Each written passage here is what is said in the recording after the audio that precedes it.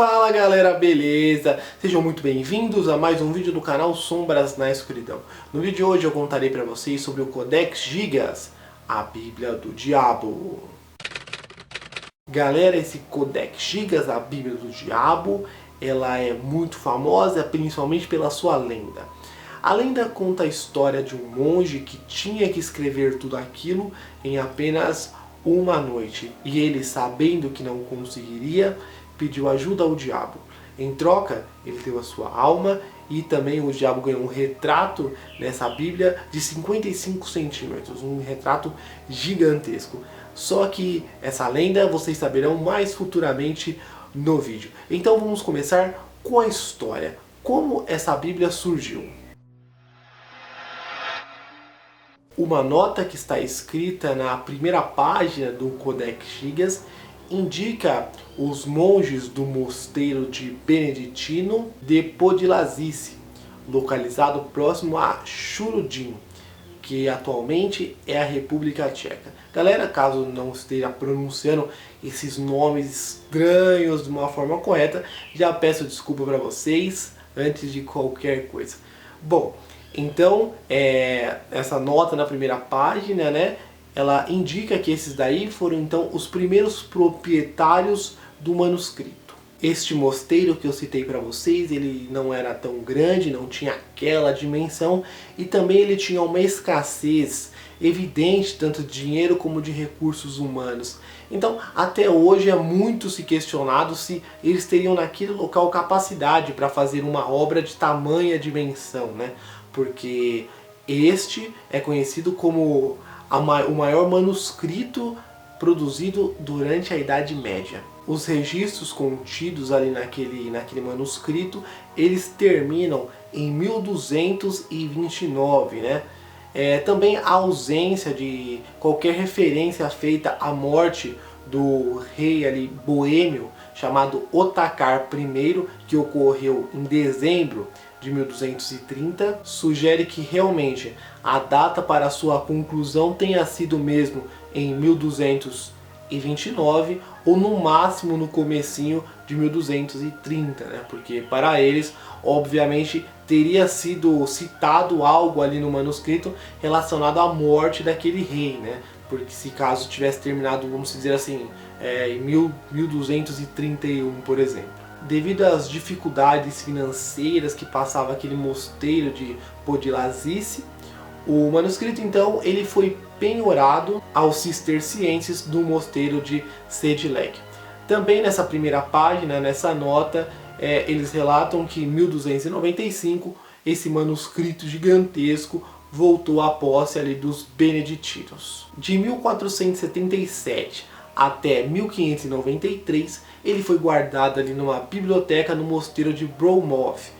Depois ele foi levado para Praga no ano de 1594 para fazer parte ali da coleção de Rodolfo II. No final ali da Guerra dos 30 Anos, em 1648, ele então foi saqueado pelo exército sueco e a partir de 1649 até 2007 ficou ali no Museu Nacional da Suécia. Depois de 359 anos, no dia 24 de setembro de 2007, ele retornou então para ali a Biblioteca Nacional da República Tcheca, né? Voltou para Praga, né? Só que não ficou muito tempo, que ele foi por título de empréstimo, voltando então para a Suécia em janeiro de 2008. Agora falando um pouco aí da sua aparência, antes da gente entrar na parte do conteúdo, falar um pouquinho também, né, os textos que tem lá, o que tem escrito, vamos ver a aparência desse manuscrito tão precioso assim que se encontra na Suécia. Bom galera, as suas capas são de madeiras e estão revestidas em couro. Ele também tem 92 centímetros de altura, tem 50 centímetros de largura e 22 de espessura. Então vemos aí que é um livro um tanto grande, um tanto também largo, né? Até tipo um manuscrito, até para os dias atuais, nossa, é uma coisa fantástica, né? Pelo menos para mim, né? Imagina se daí foi escrito na Idade Média, mão livre, imagina o cara escrevendo, né? Como eu já citei para vocês, é o maior manuscrito medieval conhecido. Ele pesa 75 quilos, eu peso 75 quilos, o livro pesa igual eu, olha aqui. Sério. Bom, ele tem 310 páginas atuais, né, atualmente. Elas são feitas de tipo veline, que falam que é, vamos dizer assim, pele de bezerro. Acreditam que foram mortos mais ou menos 160 animais para ser produzido todas aquelas páginas. Uma outra coisa, galera, é o seguinte: futuramente, quando eu for falar da lenda para vocês, vocês vão entender o que eu tô querendo explicar. Assim, igual eu disse, ele tem 310 páginas, isso, mas atualmente, ao longo do tempo, algumas dessas páginas possivelmente foram arrancadas, né? Pelo menos é o que os estudiosos aí acreditam, né? Não se sabe os motivos exatos que elas foram tiradas do manuscrito, mas algumas pessoas acreditam que talvez tenha sido porque tinha regras monásticas ali dos beneditinos, né? Então talvez tenham tirado essas páginas por isso. Ou também talvez tinha algum outro conteúdo secreto aí que não era para nós descobrirmos. Agora falando um pouquinho aí do conteúdo que tem dentro desse manuscrito, né?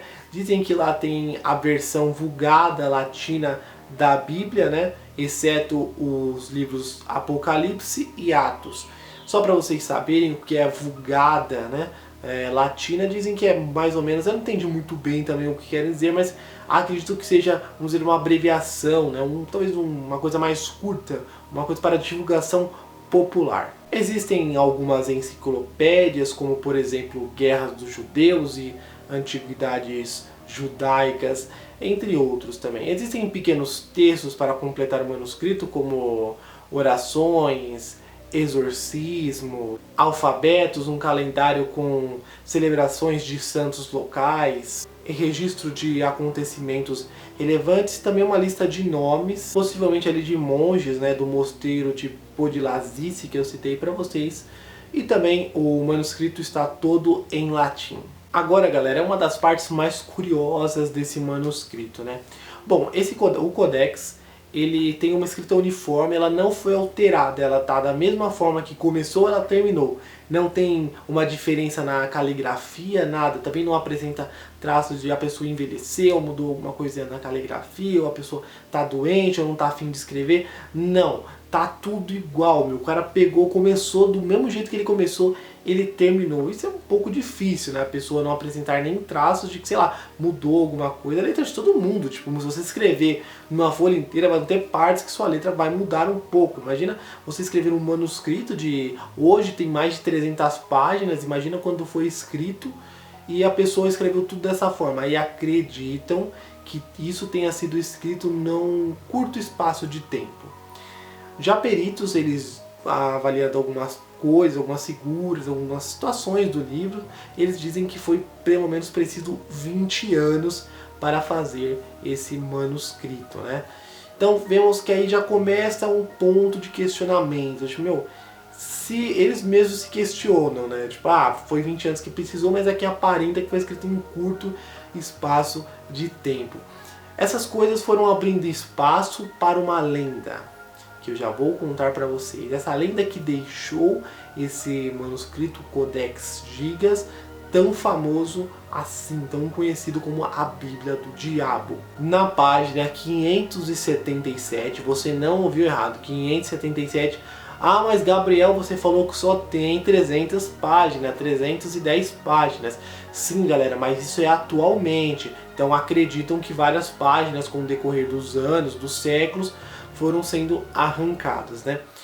Bom, então, na página 577 existe um diabo original, assim, desenhado pelo cara, com mais de 50 centímetros. Olha o tamanho, gigante, cara. E aí começou a criar espaço para uma lenda. A lenda do monge que vocês vão ouvir agora. A lenda agora que eu tenho certeza que vocês tanto esperaram por esse momento. Segundo a lenda, um monge ele quebrou os votos monásticos, então ele foi condenado a ser emparedado vivo. Então ele fez um acordo ali com o pessoal do mosteiro, né? E falou que ele faria um trabalho naquela noite que glorificaria a história daquele mosteiro. ele escreveria em apenas uma noite toda a história da humanidade, todo o conhecimento que a humanidade conseguiu adquirir em sua história, desde que o ser humano tinha pisado no mundo até aquele momento. Ele escreveria tudo. Então ele inicia o seu trabalho preso em sua cela. Quando chega próximo da meia-noite, ou meia-noite, ele vê que não vai conseguir, que isso é impossível. Então ele faz uma oração ao diabo, oferecendo a sua alma. Em troca, o diabo teria que ajudá-lo a escrever todo aquele manuscrito. Em troca, como eu já disse, ele daria a sua alma. O diabo então ajuda e ele consegue terminar aquilo antes do sol nascer. E como agradecimento, ele também faz uma imagem do diabo numa folha. Porque aquela imagem está ali meio que sem sentido, mas ele fez para homenageá-lo por ter salvado a sua vida. Essa história do monge, por muito tempo, ela foi considerada verdadeira. As pessoas acreditavam que aquele manuscrito tinha sido feito em apenas uma noite. Isso se deu à tradução incorreta da palavra inclusos como emparedamento. Eles acabaram se confundindo, quando na verdade aquilo queria dizer que o monge ele estava recluso. Seria um monge que ele foi condenado, ou ele mesmo se condenou para fazer ali o trabalho de sua vida. Essa versão se reforça quando no final do livro tem uma dedicatória que está escrito Irmã, o recluso, ou irmã, o enclausurado, algo desse gênero. Galera, vocês entenderam? É um pouco confuso. Eu vou explicar novamente, qualquer coisa vocês deixam nos comentários. De uma forma mais simples, o monge ele foi condenado, então, ao emparedamento. Mas vocês me perguntam, Gabriel, o que é o emparedamento? Galera, essa daí é uma das formas de tortura mais cruéis da Idade Média, também todos os tempos, né? Consistia em mais ou menos trancafiar aquela pessoa, aquele condenado, dentro de um caixão ou sei lá, debaixo de algum lugar, dentro de um caixote, ou até mesmo atrás de paredes, para que ali a pessoa morresse de sede, fome, ou até mesmo de asfixia, quando se tratava de um caixão e colocava a pessoa debaixo da terra. Então dessa forma, ela morreria de uma forma lenta e dolorosa. Então eles entenderam que o monge ele foi condenado a isso, entendeu? E aí ele fez esse acordo com o pessoal ali do mosteiro que os condenou e falou, olha, vocês me dão uma chance, eu vou fazer nessa noite um trabalho que vai glorificar a história daqui e em troca vocês me darão a minha liberdade, né? Seria mais ou menos isso daí. Então ele tinha que escrever numa noite todo o conhecimento que a humanidade obteve desde que a humanidade era conhecida, entendeu? Então desde o início dos tempos até aquele dia ele tinha que explicar tudo o que a humanidade conseguiu de conhecimento. Então eles viram depois que não era isso, que não significava que ele tinha sido condenado ao emparedamento, era que ele tinha mesmo tinha sido condenado para realizar o trabalho da sua vida, entendeu? Então ele foi recluso, não que ele foi condenado ao emparedamento, a sofrer até a sua morte. Entenderam, galera? Então, esse daí é a história do Codex Gigas, a Bíblia do Diabo. Aí vocês perguntam, mas Gabriel, você não vai falar o que significa Codex Gigas? Eu vou falar sim, Codex Gigas significa gigante livro, livro gigante, ou livro grande mesmo. É um nome um tanto sem criatividade, mas de acordo com os lugares que eu pesquisei, é porque ninguém sabe o verdadeiro nome daquele manuscrito. Então, o deram esse nome Codex Gigas, a Bíblia do Diabo. Então esse foi o vídeo de hoje, espero que tenham gostado. Não esqueçam de estar deixando seu like, de estar se inscrevendo no canal, que é muito importante, galera. Além de se inscrever, você tem que acionar o sininho de notificações, senão você não recebe os novos vídeos do canal, beleza? Todos os links estarão aqui na descrição do vídeo. Não esqueça do like, até o próximo. Deixem nos comentários o que você achou, eu gosto de interagir com vocês. Fala o que vocês acharam dessa história, da lenda. Vocês já conheciam ou isso daí é novo para vocês? Um forte abraço, até o próximo vídeo e muito obrigado por ter me assistido até agora.